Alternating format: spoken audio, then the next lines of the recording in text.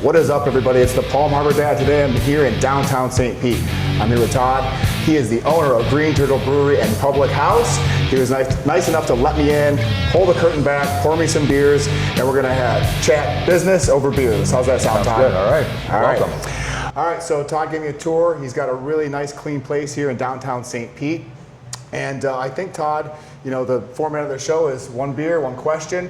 So I think maybe we start with a beer first to kind of wet our whistles, and then we'll get into some of the questions. I got some stuff set up for you. All right. What do we got first? You've got a Kolsch, you've got a Pale Ale, and you've got an IPA. So start with your American Light Lager. All right, let's go with the American Light Lager first. So I tell people it's just like any other American Light Lager, Budweiser, Miller Lite, whatever, but it has flavor. Okay, I like that. I like flavor. Yes.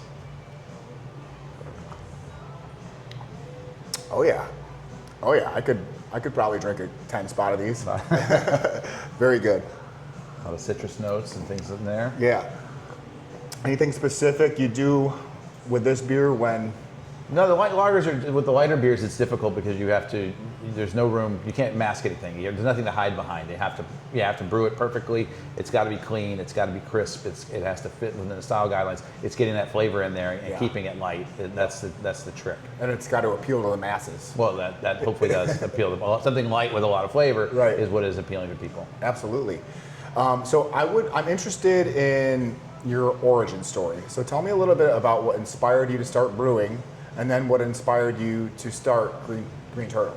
So I used to live on the east coast of Florida a long time ago, and I was home. No, it wasn't. I was reading about 15 years ago. The West Coast IPA kind of became a thing. It came out, and everyone was talking about it, and I was always into beer, and I just would hear about it. I would read about it, but we couldn't get them. Everything was in California.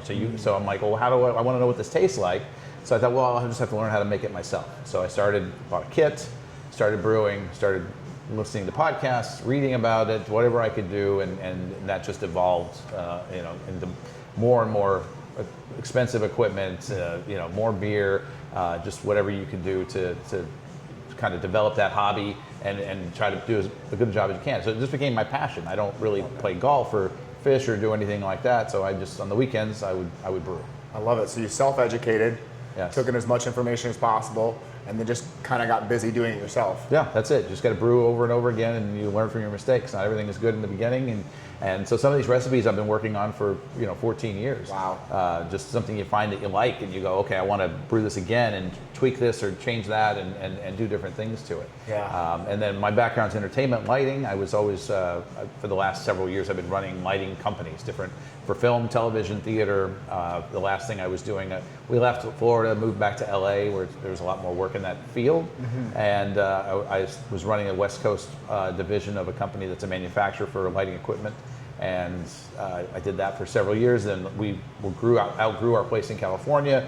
California's very expensive, so the owner decided if we wanted to grow, let's go to Nevada. So we moved to Las Vegas, moved the operation there, and for 5 years in Vegas, and I just missed Florida, and I was like, okay, I want to come back to Florida, and I want to start my own business. I talked to my wife, somehow convinced her to allow me to do this. Let's start a brewery because it's the only thing I enjoyed doing, and here we are. We looked all over Florida, and we found this place right here in beautiful St. Pete, where I'd never lived before, but it's been great. I love that. So your passion was there.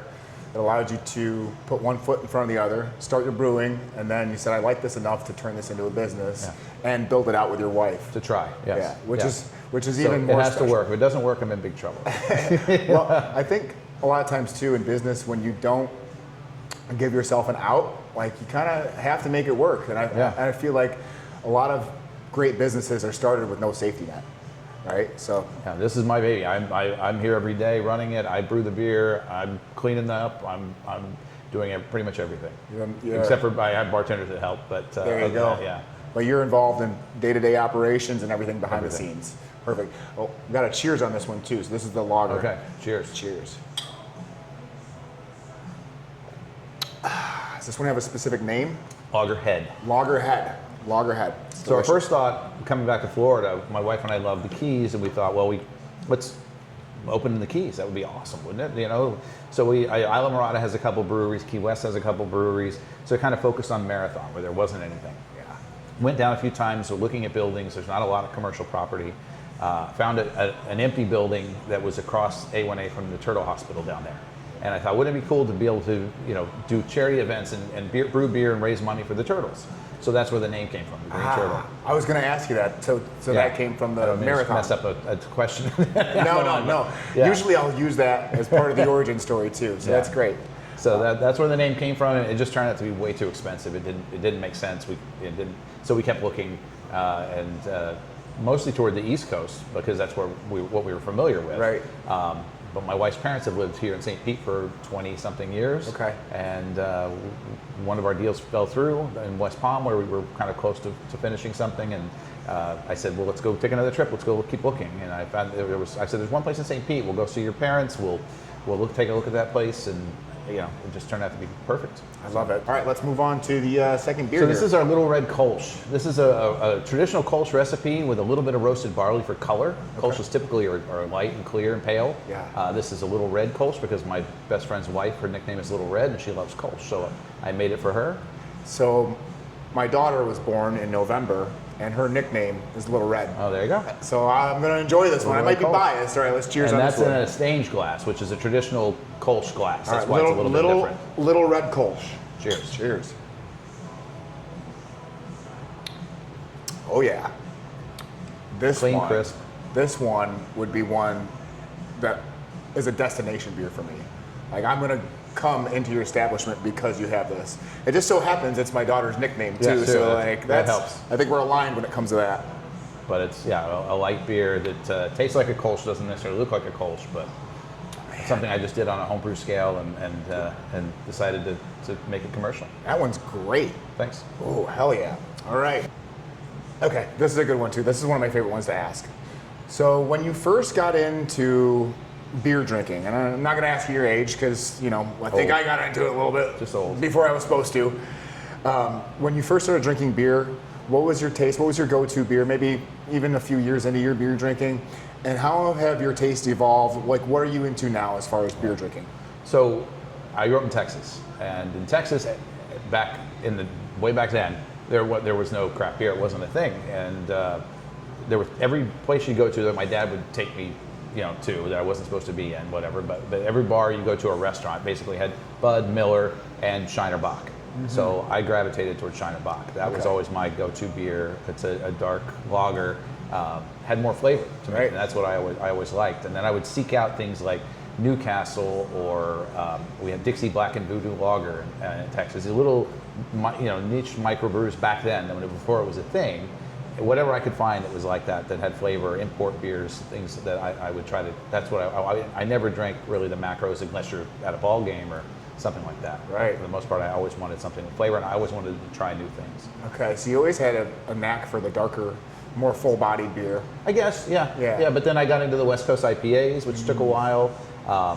So that was great, but getting used to that bitterness sometimes can take some time. Yeah. I've noticed. But once you get there, then you're like, oh, this is what this is all about. I get it now. It's great. It's funny that you say that because as I continue to do these flights with founders, the brewery series, I was never high on IPAs, and every brewery that I film with usually has some sort of IPA, and they've really grown on me. I think my palate is starting to expand a little bit, and now I'm starting to favor them a little bit now. Would you say that your go-to is now a West Coast IPA? I mean, it was for a long time. I would say now it's kind of going back towards darker beers, probably a little bit. I think it's just cyclical. You just change, and I like to have a variety. It depends on what mood I'm in. Do I want something light? Do I want something hoppy? Do I want something malty? What do I feel like today? Maybe it depends on what you're doing too. Yeah, absolutely. Like a boat beer might be different, or a pool beer might be different than sitting in a lounge. Exactly. Yeah. Sitting outside, having a cigar, doing whatever you're doing. It depends on what you're up to. Watch a ball game, that kind of thing. Yeah. So one of my favorite bars in Vegas that friends of mine, became friends of mine that own, was a great beer bar called the Silver Stamp.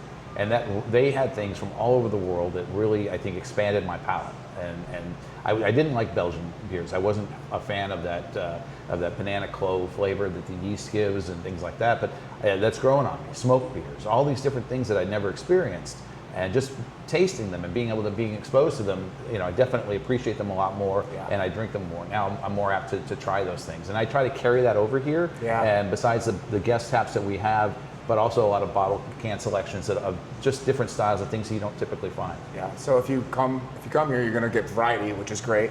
Plus, you're going to get what you already mentioned. You're going to get that cask ale, which is very hard to find around here.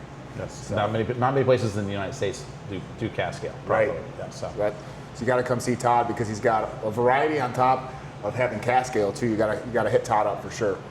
All right.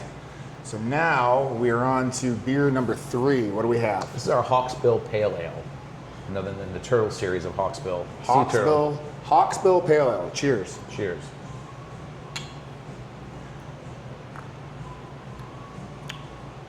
Ooh. It's a light, flavorful. A lot of the California sea hops that are in there, but not overly. It's not overly bitter. Yeah. Because a lot of IPAs they'll have that bite at the end. Yeah, it's a good entry to IPAs. If you want IPAs, it's a pale ale, and then like this is an English pale ale. Okay. So it's very different because the hops are very English hops versus California hops. Right. Very, very different, but similar in style. That's great. And did you start brewing this one recently, or? No, that one I've made for maybe 8 years or something like that. Okay. Yeah. So a lot of your recipes are almost a decade old. Can be, yeah. Wow. Nice. Is there any newer ones that you have that you're excited Yeah, I've about? got a Schwartz beer right now it's not on yet, but Okay. it's coming out. I've never made before. I've been brewing some other stuff. One of the things I've been doing with the casks is I have 2 that are on all the time, our Pale Ale and our Dark Ruby Mild. People love them. They're our top sellers, so those are always on. Then I have a 3rd beer engine where I do a single 11-gallon cask, and so that way I can change it every week, basically. Nice. We go through that about a week. So I've been doing different things, a lot of new beers over there, but also some clones. So like I right now have a Boddington's clone. If people like Boddington's ale, Nice. I have a cask version of that. I have a Newcastle that I did that is back, that'll go on next. For St. Patrick's Day, I did a Guinness. clone. Smart. To try to do that. So just to give people a flavor of what cask ale is like, what it's like to drink over in the UK, and you taste that. Sometimes I'll take a beer off my porter or whatever, and that I make for CO2, but I'll pull some of it off and put it in cask, and you can actually taste the same beer 2 different ways, and it's really interesting. Yeah, I like that. Variety is your game. Yeah. I love that. All right, cool. All right, let's move on to the next question. This is a good one too, because this is pretty relevant to your situation right now. So if you were to start a brewery, and you started in 2025, if you were to start a brewery in 2026, and I know you're 10 months into this now, what advice would you give to someone looking to start a brewery brand new? And now that you're 10 months in, maybe there's some potential landmines, some advice you can give to those out there that are looking to start a brewery. What advice would you lend? I mean, the basic things, obviously you have to make sure you have good recipes. You know what you're going to provide a good product. Yeah. Be prepared. It costs a lot more than you think it's going to cost. Mm-hmm. Have reserves. Be prepared to take time. People don't just. I mean, the first few days, they come in the door because you're new. Yep. But to build that clientele and those regulars and people that are your lifeline, that takes time. It's taken us a while to do that. We've been trying to get the soccer contingent up. People come in and watch the soccer matches and rugby, and hopefully World Cup is going to be a big part of that. That's going to help come out this summer. I was going to say that's the summer, right? June. Yeah, so We're excited about that. So it just takes time, but I'd say that one of the biggest things is have a concept. You can't just, and I knew that too. I'm like, I can't just have a brewery that is another brewery. There's so many great breweries in this town. Right? Yeah, and you can go there and they make great beer, and you can find that. Do things that are different. The cask ale is different. Not everybody makes a Kolsch. Not everybody makes a Schwartz beer.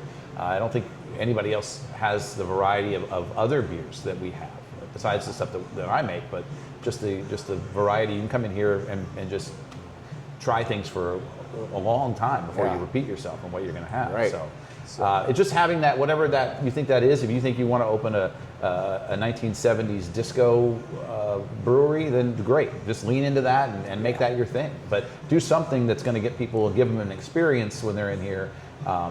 And food's important, I think, too. Variety, concept, experience, food. Sounds like you got 4 pillars that make a lot of sense. And some money. A lot of money. I think with what you have as far as your concept, I haven't seen this. I haven't filmed anything like this before, and I think definitely the World Cup could be a huge opportunity for you. So I think it's going to be very crowded and good. And by the time this comes out, We're gonna have the World Cup Okay. almost coming out, so Okay. maybe we'll do some promotional stuff for you Cool. around that too. Great. So great.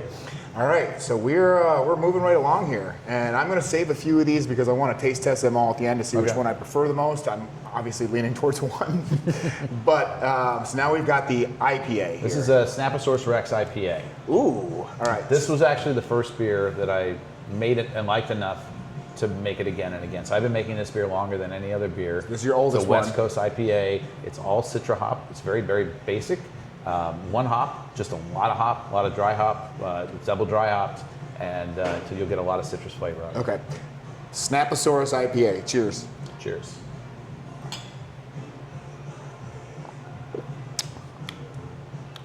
This is a great IPA. Thank you.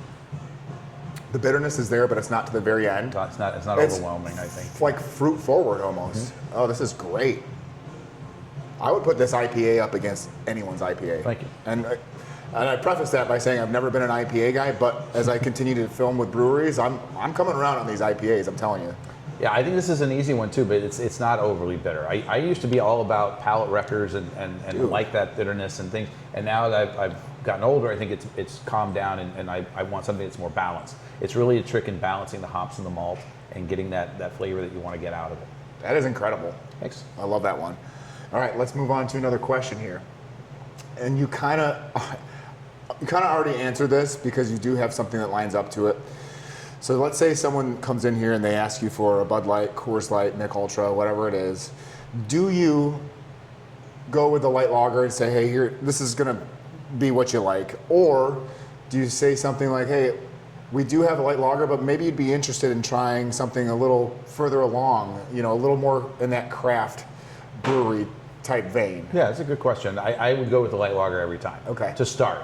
And then then usually they'll drink that and they'll be like, wow, that does have a lot of flavor. I like that. And I'm like, then you can kind of go to the next step and go, oh, well, if you like that, then maybe try the Kolsch, which is Right. something else that's still light, Right. or a pale ale, depending on what they like. There's a lot. We have Pilsners and Hefeweizens and a lot of different flavors that aren't heavy beers. Right. But just to get them hooked on craft and say this is what this is about. Yeah. Then now you can take your next step and try something next time that's even maybe a little bit more. Right, maybe you convert someone from that yeah. American light lager into a craft beer person. And Exactly. before you know it, they're drinking the IPA. Absolutely. Yeah. And Seems like you've got a lot going on here and you're excited to get more people in the door. What are you excited about for the future for Green Turtle? I'm excited to just for it to be successful. I want people to really enjoy. I put heart and soul into building this and making this what it is, and I want people to come in and enjoy it and like it as much as I do, and get what I got out of it. As far as being turned on to a new flavor or trying a new style of beer or whatever it might be, just to have that experience and unlock craft beer for people. It seems like everything you hear about these days is going away. People aren't drinking beer as much as they used to, and we have wine and canned cocktails and things for people as well. We don't have a liquor license, but we do what we can so that everybody comes in can find something that they like. Yeah. And that's what's rewarding. When someone comes in and goes, oh, wow, or they discover something and they go, this is really good. This is amazing. I love this. It makes you feel good, and you're like, okay, great. Right. And a scale and everything else. So this is dark Ruby mild. Dark Ruby Mild cask ale. Cheers. Cheers.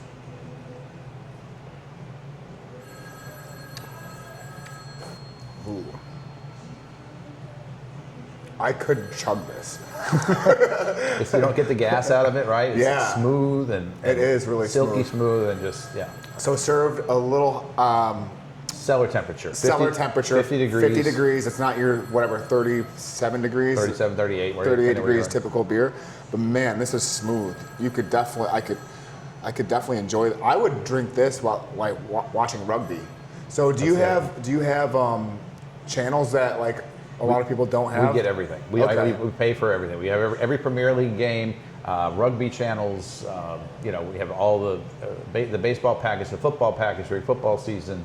I try to be able to offer anybody. If someone comes in and says, I want to watch this South African rugby match, I want to be able to put it on for them. Final taste test here. I'm gonna go run down the line. Lager. This is The Lagerhead. Lagerhead lager. All right, I know this one. Little Red Kolsch. Exactly. I really like that one. This one Hawksbill is Pale Ale. Hawksbill Pale Ale.